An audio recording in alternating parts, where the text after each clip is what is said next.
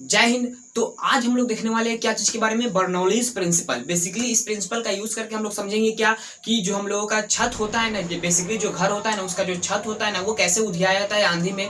और उसके अलावा क्या देखेंगे, जो ट्रेन जब चलती ट्रेन के बगल में हम लोगों को क्यों नहीं खड़ा होना चाहिए, क्योंकि वो खींच लेता है, वो कैसे खींचता है। और हम लोगों को क्या नहीं करना चाहिए, ट्रेन का जो गेट होता है ना, चलती ट्रेन के गेट पर नहीं खड़ा होना चाहिए, नहीं तो वो बाहर की तरफ ढकेल देता है। वो क्यों कैसे होता है ये देखने वाले। और उसके अलावा जो प्लेन टेक ऑफ करता है ना, वो कैसे करता है वो भी समझेंगे। बहुत सारा चीज है। फ्लूइड का जब मोटा उसका वॉल्यूम होता है और इधर पतला होता है, तो पतले लंग स्पीड ज्यादा होता है, मोटे लंग कम होता है। ऐसा क्यों होता है ये सब भी समझने वाले हैं। तो चलिए शुरू करते हैं। सबसे पहले बर्नौलीज प्रिंसिपल होता क्या है। तो बर्नौलीज प्रिंसिपल बेसिकली होता क्या है। बर्नौलीज प्रिंसिपल को समझने के लिए यहाँ पर आप लोगों को मैं एक बात बताऊं कि जो बर्नौलीज प्रिंसिपल है ना, वो क्या चीज पर वैलिड होता है। तो वो बेसिकली जो वो वर्क करता है ना, वो कंजर्वेशन ऑफ एनर्जी पर बेसिकली वर्क करता है। जैसे आप लोगों को मैं बता दूं, इसका जो इक्वेशन ड्राइव किया गया है ना, वो मैं आप लोगों को इस वाले वीडियो में ड्राइव करके बताऊंगा, जिसका लिंक मैं डिस्क्रिप्शन में दे दिया हूँ। आप लोग डेरिवेशन देखना चाहते हैं तो वहां से देख सकते हैं। लेकिन यहाँ पर जो इक्वेशन है ना, वो मैं आप लोग बता दूं कि वो इक्वेशन क्या है। तो P plus rho ji H plus half rho we square is equal to constant. इसका मतलब यही है कि कोई एक ट्यूब है, ठीक है, एक पाइप, उसमें क्या कर रहा है, पानी फ्लो कर रहा है। और वो पानी एक ए पॉइंट और एक बी पॉइंट है, ठीक है ना, यानी एक 1 पॉइंट और एक 2 पॉइंट है। वहां पर बेसिकली क्या करने का मतलब है, जो यहाँ पर इसका टोटल एनर्जी होगा, यानी यहाँ पर आप लोगों को प्रेशर एनर्जी दिख रहा हो, rho ji H plus half rho we square. Basically यहाँ पर कहने का मतलब प्रेशर एनर्जी, काइनेटिक एनर्जी और पोटेंशियल एनर्जी, इन तीनों का सम जो होता है ना, एक ट्यूब के किसी भी पॉइंट पर सेम होता है। तो बेसिकली मेरे कहने का मतलब यही है कि ये जो प्रिंसिपल है ना, ये वर्क क्या चीज पर करता है, तो कंजर्वेशन ऑफ एनर्जी पर। ओके, तो ये जो प्रिंसिपल है इसको हम लोग समझते हैं अब बेसिकली क्या चीज की मदद से।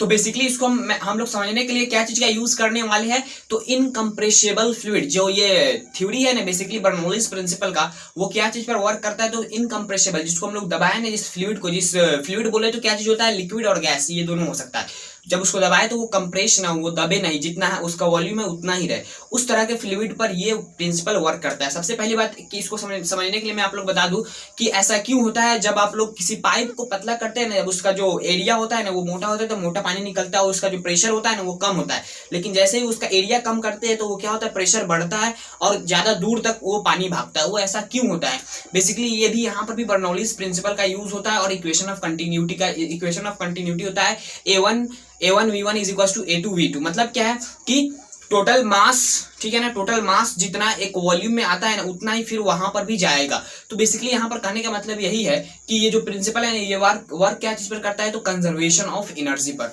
ठीक है ना। तो इस ये तो हो गया कि ये इक्वेशन क्या होता है। और यहाँ से मैं आप लोग बता दूं कि ये इक्वेशन में बेसिकली मेरे कहने का मतलब ये है कि ये इक्वेशन जो है ना, P1 plus rho g H1 plus half rho V1 का square is equal to P2 plus half rho V2 का square plus rho g H2 is equal to P3 plus half rho V3 का square plus रो GH3। इस तरह आगे चलते चले जाएंगे। तो बेसिकली यहाँ पर कहने का मतलब ये है कि कोई भी एक ट्यूब में कितना भी पॉइंट ले लीजिए, उस lung kinetic energy, pressure energy और पोटेंशियल एनर्जी का जो सम होगा वो सेम होगा। ओके, तो आई होप आप लोगों को यहाँ तक समझ में आ गया होगा। अब जो एप्लीकेशन हम लोग देखे हैं, छत उड़ने का, प्लेन उड़ने का, ये सब हम लोग देखते हैं। तो सबसे पहली बात हम लोग देखते हैं क्या चीज के बारे में, तो ट्रेन जो चलता रहता है ना, चलती ट्रेन के बगल में क्यों नहीं खड़ा होना चाहिए। तो बेसिकली खड़ा होने का मतलब यही है कि जो चलती ट्रेन है ना, वहां पर क्या होता है, एयर का स्पीड जो होता है ना वहां पर ज्यादा होता है। और हम लोगों को जो इक्वेशन में यहाँ पर दिया गया क्या है, तो P प्रेशर एनर्जी प्लस यहाँ पर क्या है, हाफ रो जी एच है, ठीक है, उसके बाद plus half rho we square है। बेसिकली यहाँ पर करने का मतलब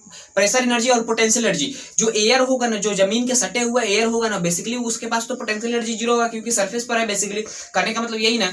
तो बेसिकली वहां पर जो पोटेंशियल डिफरेंस वो कितना है, तो जीरो है। अब इस टर्म को हम लोग जीरो कर देंगे पोटेंशियल एनर्जी वाले को, तो यहाँ पर बचेगा कितना, तो P plus half rho we square. अब यहाँ पर बेसिकली क्या चीज पर डिपेंड कर रहा है, तो प्रेशर एनर्जी बढ़ाएंगे तो बेसिकली यहाँ पर क्या बढ़ना चाहिए, तो उधर का बेसिकली प्रेशर। बेसिकली मेरे कहने का मतलब यही है कि जो मैन खड़ा है उसको 2 पॉइंट मान लेते हैं, और जहां पर ट्रेन का जो एयर चल रहा है ना, जो जिसके पास स्पीड बहुत ज्यादा है, उसको 1 पॉइंट। तो बेसिकली मेरे कहने का मतलब यही है कि ये जो पॉइंट्स माना हूं ना, यहाँ पर जो प्रेशर होगा ना P1 और एज कंपेयर टू P2, वहां पर बेसिकली कहने का मतलब ये है कि जो प्रेशर होगा P2 पर ना और P1 पर, वो P2 is greater than P1। मतलब क्या है कि P2 पर ज्यादा प्रेशर होगा as compare to P1। Because of क्योंकि यहाँ पर जो प्रेशर एनर्जी है ना P2 पर वो ज्यादा है, और यहाँ पर जो काइनेटिक एनर्जी है ना वो कम है। और जो ट्रेन चल रहा है ना, वहां पर बेसिकली काइनेटिक एनर्जी, जो एयर का मॉलिक्यूल्स है ना वो तेज भाग रहा है, तो उसके पास काइनेटिक एनर्जी आ गया। और यहाँ पर बेसिकली क्या हो गया, तो प्रेशर एनर्जी कम हो गया। क्योंकि इसके पास हम इसको क्या करना है, प्रेशर एनर्जी को बैलेंस बैलेंस करना, इसके वजह से यहाँ पर होता है। अब यहाँ पर क्या हुआ, एक साइड का प्रेशर ज्यादा, एक साइड का कम,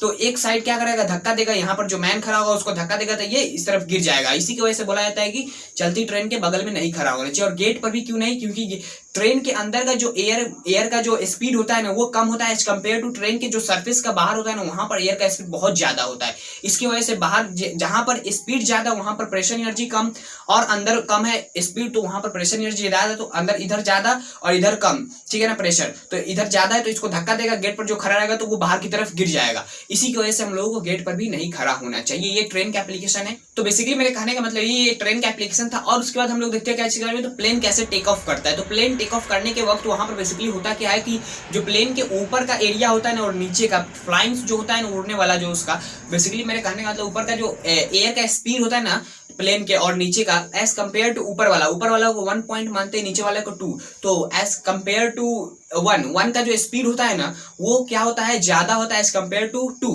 नीचे वाला का स्पीड। तो नीचे वाला का स्पीड कम है तो यहाँ पर प्रेशर ज्यादा, ऊपर वाला का स्पीड ज्यादा, प्रेशर कम। तो बेसिकली कहने का मतलब नीचे का प्रेशर ज्यादा तो वो ऊपर की तरफ जाएगा, तो मतलब क्या है कि ऊपर की तरफ उसको लिफ्ट कराएगा तो क्या करेगा, वो ऊपर की तरफ उठने लगेगा क्योंकि ऊपर का जो प्रेशर है वो कम है। तो इस तरह क्या होता है, वो ऊपर की तरफ प्लेन टेक ऑफ कर लेता है। बेसिकली यहाँ पर बहुत सारा लॉजिक भी लगता है और उसको हम लोग डीपली बाद में समझेंगे, लेकिन मैं आप लोगों को इसका यूज करके बर्नौलीज थ्योरम का कैसे इसका उसमें यूज होता है वो मैं आप लोगों को बता रहा हूँ। और एक चीज मैं आप लोग बता दूं कि जब हम लोग जमीन के सरफेस से ऊपर की तरफ जाते हैं, जैसे जितना हाइट बढ़ता रहता है वहां पर एयर का जो स्पीड होता है ना वो भी बढ़ता रहता है। वो क्यों होता है, एयर का स्पीड क्यों बढ़ता है, तो बेसिकली यहाँ पर मेरे कहने का मतलब यही है कि वहां पर क्या होता है और यहाँ पर क्या होता है। यहाँ पर क्या होता है, स्पीड ऑफ एयर जो होता है ना वो कितना होता है, बहुत स्लो आप लोग देखते होंगे बेसिकली, ठीक है ना, बहुत स्लो सिंपल आप लोगों को थोड़ा थोड़ा एयर फील होता होगा। लेकिन यहाँ पर बेसिकली क्या होता है, जैसे यहाँ पर देखेंगे ना तो यहाँ पर प्रेशर बहुत ज्यादा होता है, ठीक है ना, प्रेशर बहुत ज्यादा। और जो एल्टीट्यूड पर जाते हैं ना हाइट पर, तो वहां पर प्रेशर कम होता है। कम प्रेशर होने की वजह से हम लोगों के नाक में है, नोज में है, ब्लडिंग होने लगता है, ब्लड निकलने लगता है। वो इसी की वजह से प्रेशर कम होने की वजह से। आखिर प्रेशर वहां पर कम क्यों होता है और वहां पर स्पीड ऑफ एयर क्यों ज्यादा होता है। आप लोग जानते हैं कि जहां पर प्रेशर क्या हो, ज्यादा हो, और वहां पर क्या होता है, वेलोसिटी कम होता है। और जहां पर प्रेशर क्या हो तो कम हो, वहां पर वेलोसिटी ज्यादा होता है। वहां पर प्रेशर कम होता है और वहां पर वेलोसिटी ज्यादा होता है। एनर्जी को बैलेंस करने के लिए ये सब होता है। ओके, तो बेसिकली आई होप आप लोगों को यहाँ तक समझ में आ गया होगा। अब आप लोगों का लास्ट जो टॉपिक है वो आप लोग जो देखने आए वो आप लोगों को मैं समझाता हूँ कि छत कैसे उड़ता है।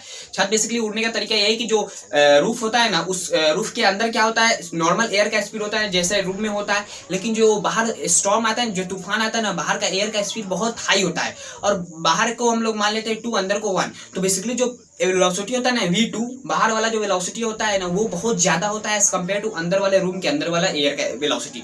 अब यहाँ पर वेलोसिटी कम है तो प्रेशर क्या होगा, ज्यादा होगा, ठीक है ना। देखिए छत इतना मोटा लगभग होता है, ठीक है ना। अब यहाँ पर हाइट थोड़ा सा डिफरेंस होता है, यहाँ पर पोटेंशियल एनर्जी दोनों का बराबर होगा और दोनों कैंसिल हो जाएगा इस इक्वेशन से, ठीक है ना। कौन सा इक्वेशन, तो P1 plus rho g H1 plus half rho V1 का square equals to P2 plus rho g H2 plus half rho V2 का स्क्वायर। ये जो इक्वेशन है इसके माध्यम से यहाँ पर क्या होगा, H1 और H2 दोनों बराबर होगा अप्रोक्सीमेटली, तो ये दोनों कैंसिल हो जाएगा। लेकिन यहाँ पर क्या होगा कि P1 और P2 ये सब कैंसिल नहीं होगा। क्यों, क्योंकि यहाँ पर जो है ना प्रेशर का डिफरेंस होगा। कैसे, क्योंकि यहाँ पर वेलोसिटी क्या हो रहा है, ऊपर वाले छत के ऊपर वाले का वेलोसिटी ज्यादा है तो वहां पर प्रेशर कम होगा एनर्जी को बैलेंस करने के लिए। और यहाँ पर बेसिकली क्या होगा, यहाँ पर प्रेशर ज्यादा हो गया क्योंकि यहाँ पर वेलोसिटी कम है, ठीक है ना। काइनेटिक एनर्जी कम हुआ तो आखिर वो काइनेटिक एनर्जी गया कहाँ, वो गया प्रेशर एनर्जी में, ठीक है ना, जिसको हम लोग इंटरनल एनर्जी बोलते हैं। ओके, तो इस तरह क्या होता है, अंदर की तरफ प्रेशर ज्यादा और बाहर की तरफ प्रेशर कम। तो प्रेशर ज्यादा तो वो क्या करेगा, नीचे से प्रेशर लगाएगा, उसको उठा देगा, जैसे प्लेन को उठाता था ना उसी तरह यहाँ पर भी होता है। यहाँ पर वहां पर प्लेन को उठाता था और यहाँ पर छत को उठा देता है। इसी तरह आप लोगों का छत उठाया जाता है। तो बेसिकली यही कहने का मतलब था। आई होप आप लोगों को ये कैसे इसका एप्लीकेशन यूज होता है आप लोगों को समझ में आ गया। समझ में आया तो इस वीडियो को लाइक और चैनल पर नए तो चैनल को सब्सक्राइब कर लीजिएगा। चलते जय हिंद, जय भारत।